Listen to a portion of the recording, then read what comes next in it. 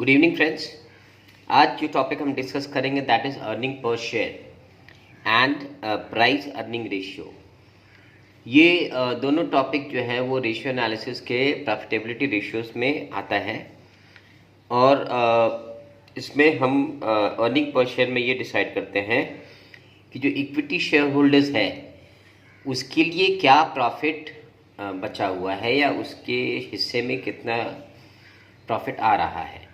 तो the name suggest that earning per share, एक share पे हमको कितना अर्निंग मिल रहा है। Okay, so it is the earning of the company attributable to the equity share holders divided by the number of equity shares.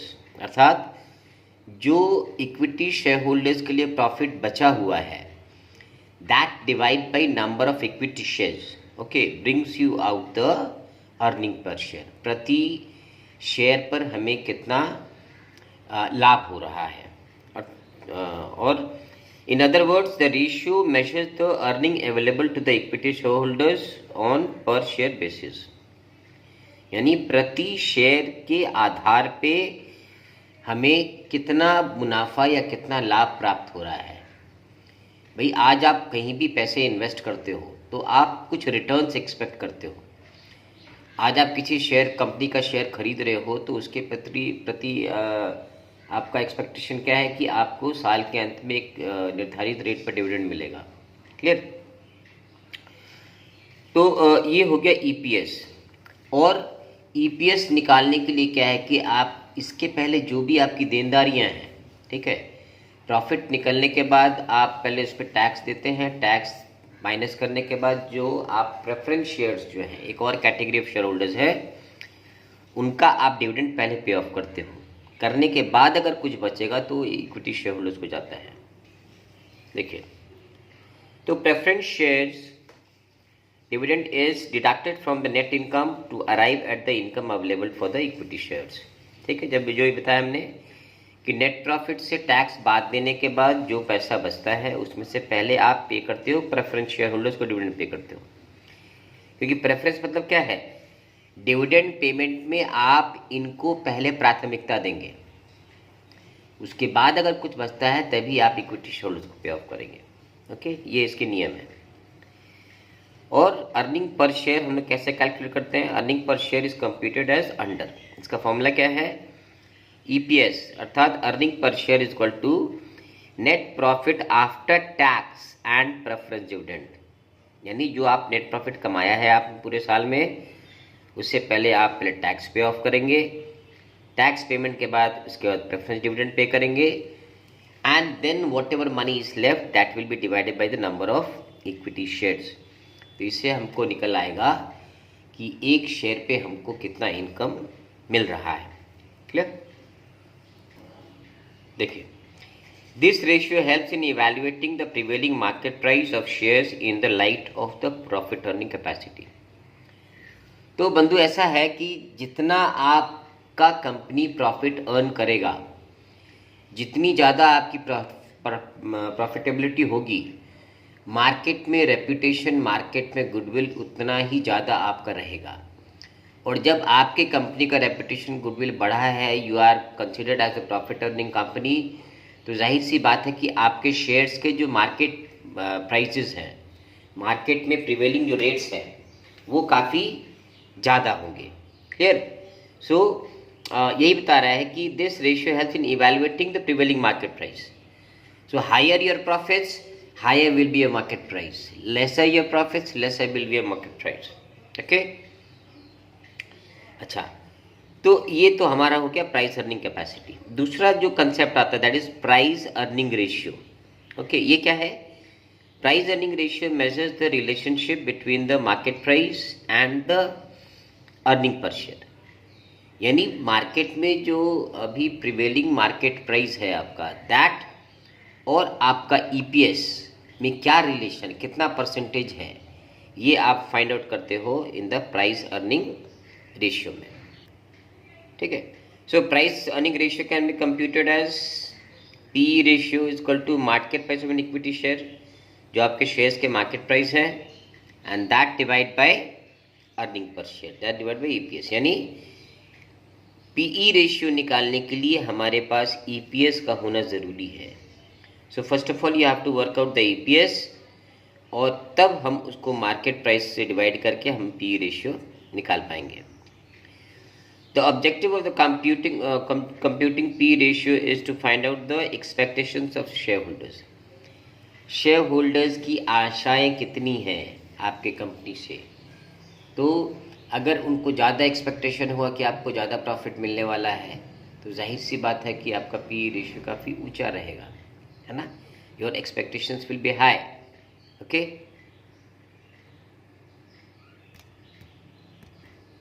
Sums number 94 देखेंगे। From the following information calculate earning per share up to 2 places decimal. Preference share capital देखो 10% के हिसाब से दिया हुआ है 6 लाख रुपए, यानी ये 10% क्या है, ये जो प्रेफिक्स लगा हुआ है प्रेफरेंस शेयर्स में, this indicates the rate of dividend. अगर कंपनी के पास सफिशिएंट प्रॉफिट होगा तो कंपनी जो है आपको 10% के हिसाब से डिविडेंड पे करेगी।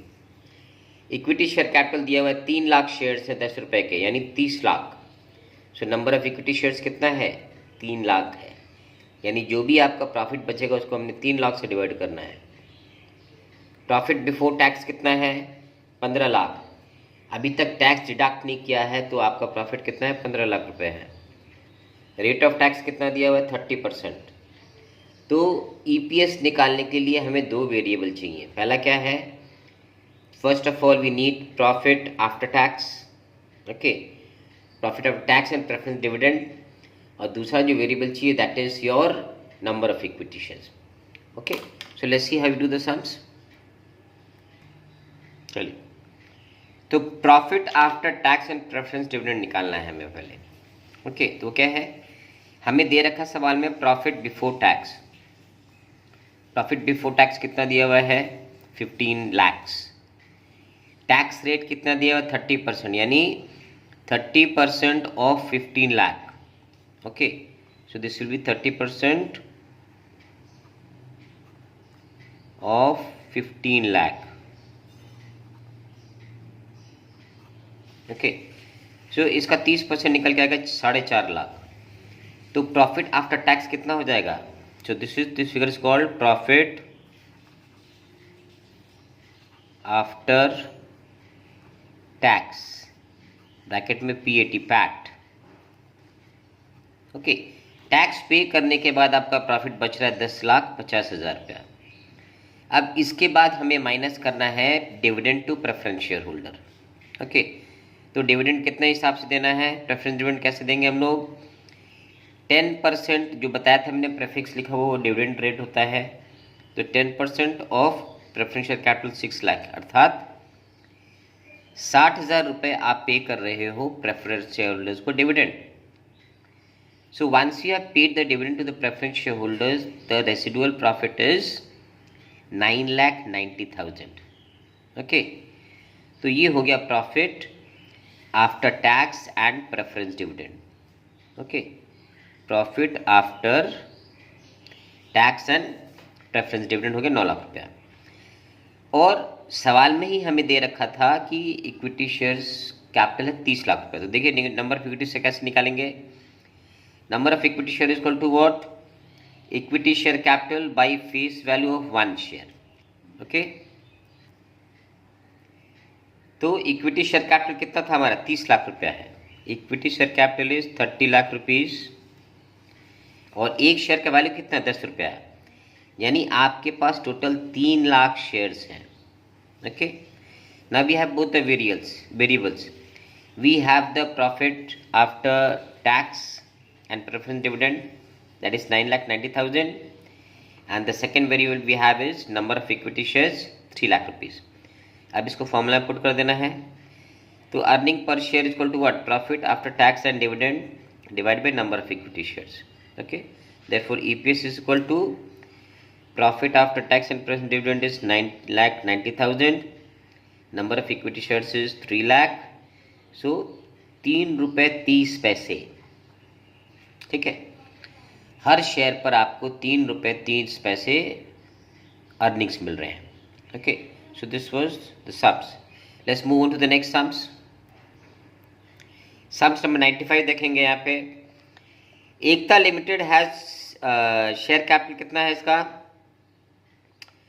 9% प्रेफरेंस शेयर है, 3 लाख रुपए का ही है। ठीक है, तो ये 9% क्या हो गया? ये हो गया dividend rate. 9% is the dividend rate, that is 3 lakh का 9%।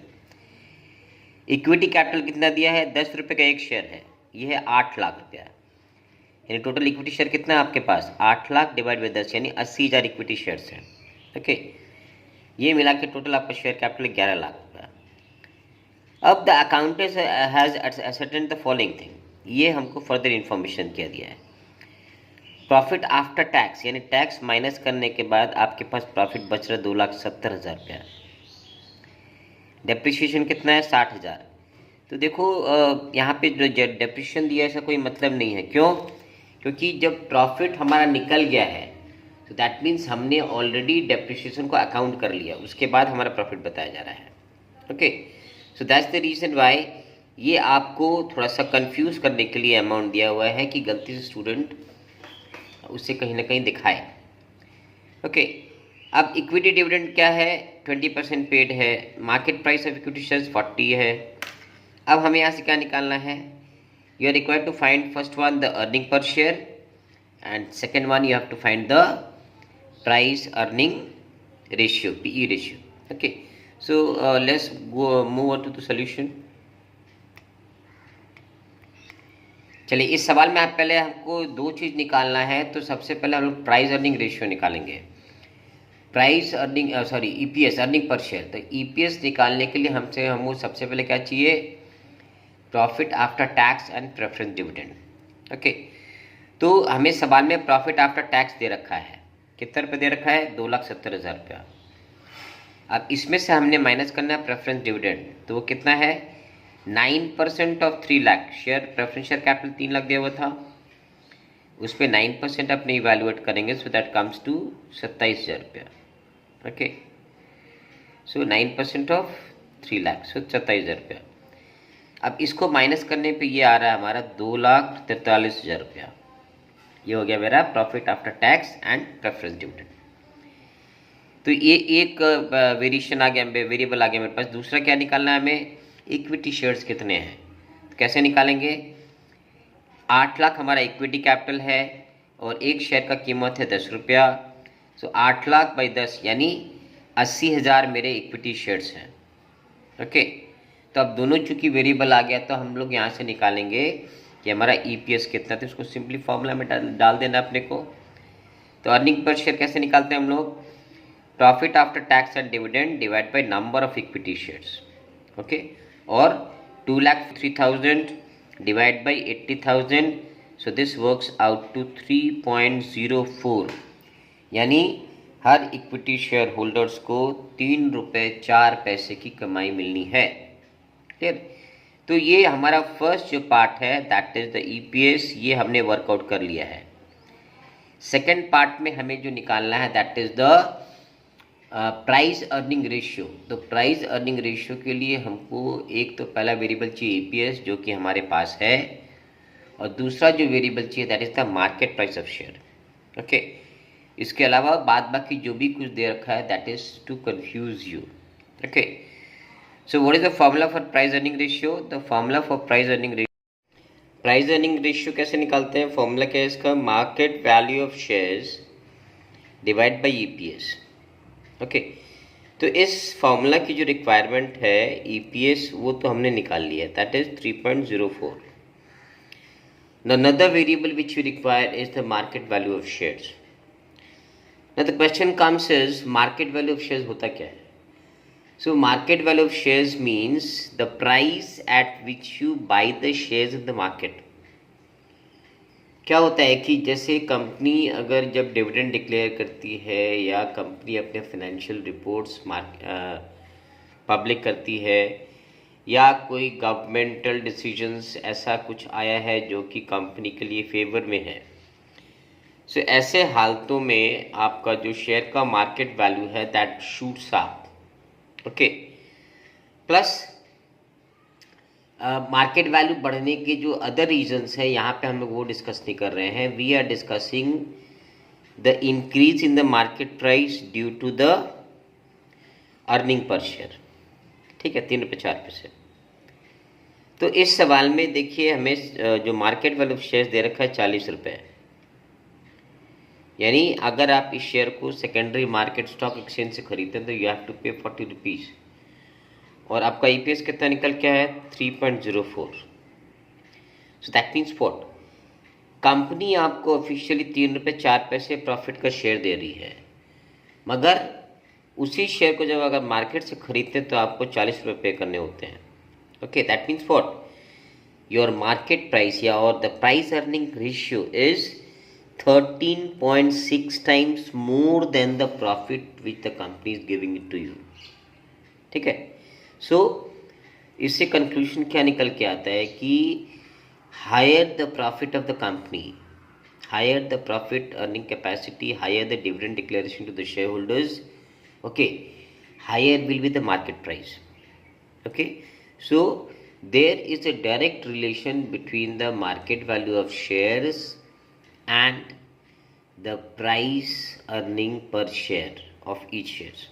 ओके, तो प्राइस अर्निंग रेशियो और ईपीएस जो है ये कंपनी के फाइनेंशियल डिसीजंस में काफ़ी काम आता है। ओके, सो कंपनी, हर कंपनी चाहती है कि अपना गुडविल को बढ़ाए, तो जाहिर सी बात है कि उस हालत में जब भी कोई कंपनी के फाइनेंशियल हेल्थ को देखना चाहता है तो सबसे पहले वो पूछता है कि भाई कंपनी का ईपीएस क्या है, कंपनी का प्राइस अर्निंग रेशियो क्या है। Okay, so let's keep it till here, और नेक्स्ट जो वीडियो होगा that will be on return on investment. Okay, ये भी एक प्रॉफिट से रिलेटेड रेशियो है। Till then keep learning. If you have any queries please do write in the comment box, and please do like, share and subscribe this channel as much as you can. Thank you and good night.